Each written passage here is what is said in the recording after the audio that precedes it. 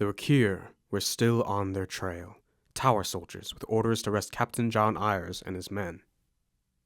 Trained to be an army of mercenaries and assassins, Rakir guarded the north under the rule of the High Council. Until 6 weeks ago, John had been one of them, something he wasn't proud of.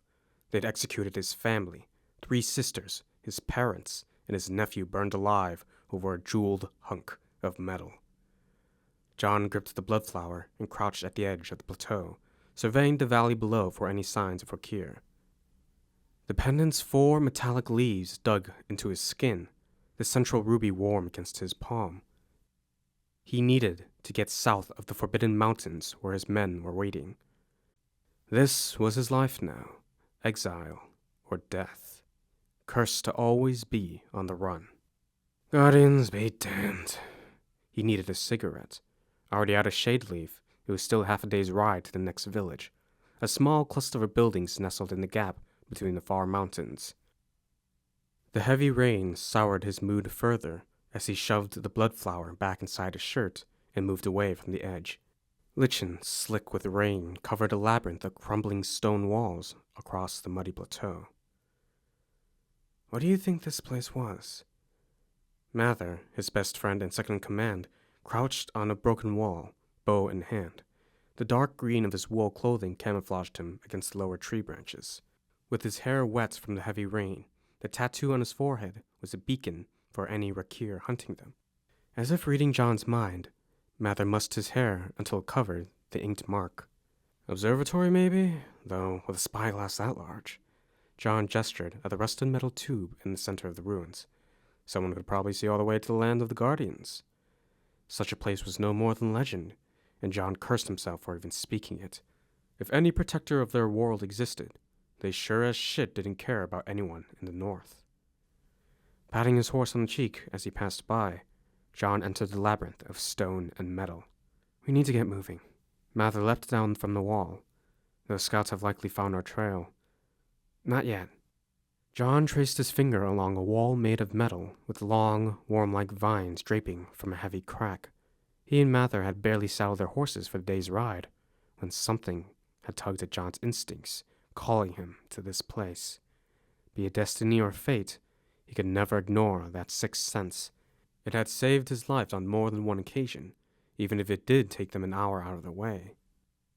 John brushed dry dirt off a spidering crack, a few granules whispering away on the breeze, while the remainder plopped to the ground. Long ago, a mudslide had covered the floors of this place, packing hard earth against stone. But as the rains of Gensena Dark, the season of leaves, fell heavy on the mountain, everything turned to slick ground mat over the forest ruins. What are you hoping to find there? Mather fingered his bow as if expecting an attack. I'm not certain, but the instinct pushed at John's senses. It must have something to do with the Bloodflower. At least he hoped it did. Something was here. He just had to find it. Cold wind sliced through his clothing, chilling him as he slipped part way around the next wall. The muddy ground glowed with a green reflection, and he froze, not daring to move another step. Dalanath. The ghost-like apparitions were a terror every northerner grew up with. They were common around the north, many believing the sleepers to silently damn the misdeeds of this world.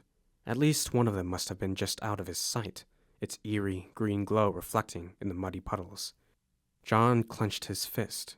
He didn't need their judgment today. He already bore the guilt of his family's death. He'd arrived too late, forced to hand over the Bloodflower, only to receive a box of his family's ashes. John would never let the High Council have the pendant now. After stealing it back, he'd barely escaped to the mountains. Biting back the pain in his heart, he was tempted to reach for his weapon. But in the 33 years of his life, no Dalanath had ever awoken, that he knew of anyway. Yet, the hairs on his neck stood stiff. He was probably just on edge from the Rakir bearing down on them. Aren't we done with this place yet? Mather muttered. John edged around the corner in plain view of the ghost, the soft green glow of their sleeping faces floating against the stone wall. It was always the same half-formed bodies that tapered to smoky mist below the waist. Looks like someone tried to seal them in. Mather patted a mud brick wall covering several of the apparitions. Long before our time. Probably didn't want to be judged. John slid his hand over a pane of glass buried in smooth, metallic stone, the surface chilled in the morning storm. A thin line of blue light slid across the glass. John jumped back. Shit, did you see that? Magic. It had to be. Mather yanked an arrow from his quiver and slid it onto the bowstring. Guardians be damned, John. What did you do? Blue light spread across the pane, illuminating ancient symbols nobody alive could read. I barely touched it. John's voice fell away as a figure walked onto the glass. Unlike the Dalanath with their green glow, the full-grown man looked like he could step out of the wall into the real world. Jason Kale, the figure said, strain lacing the desperation in his voice. John gripped the hilts of his sheathed daggers and stepped closer, wishing he could understand the tiny man's words. Who are you?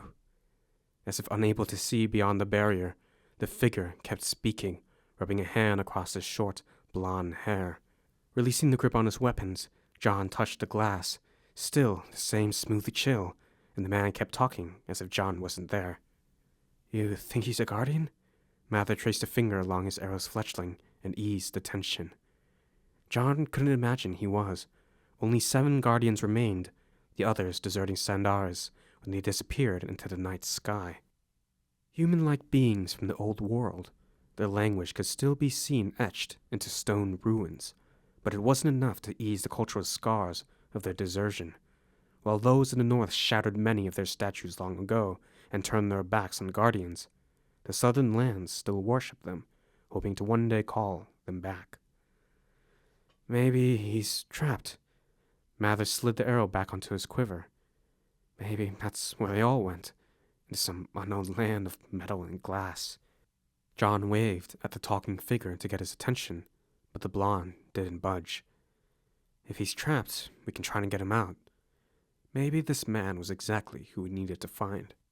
John gestured to the figure to stand back, then slammed the hilt of his dagger against the pane, a jolt sizzling up his arm as the glass remained uncracked. The figure kept talking, then disappeared into blackness. Damn it, what is this stuff made of? John said. I can't crack it. Smoke poured out of the seams between glass and rock, fire sparks erupting from the corners. Shit, John, I think you made it worse, Mather said. The Dalanath flickered, disappearing for an instant before they reappeared. What the fuck?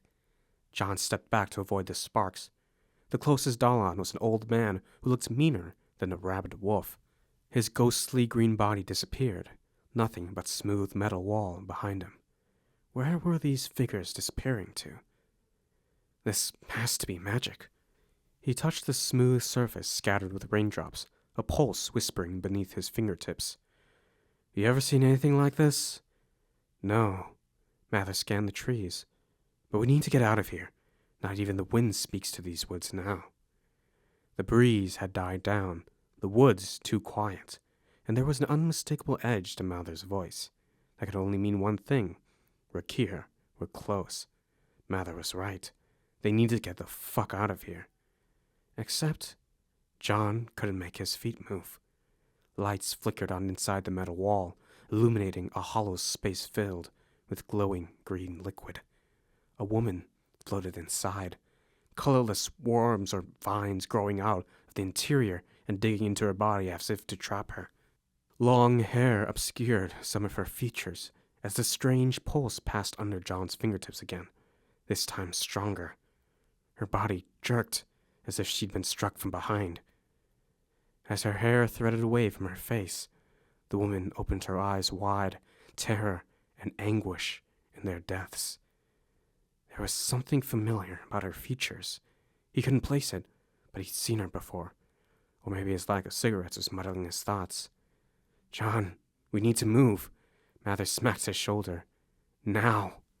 She pressed a hand against the glass and opened her mouth wide as if screaming, but no sound came out. Guardians. That's what struck him about her features. Even with her hollow cheeks, she bore a striking resemblance to Harana, the guardian of lost souls. John had seen her statue before, though always with part of her face shattered.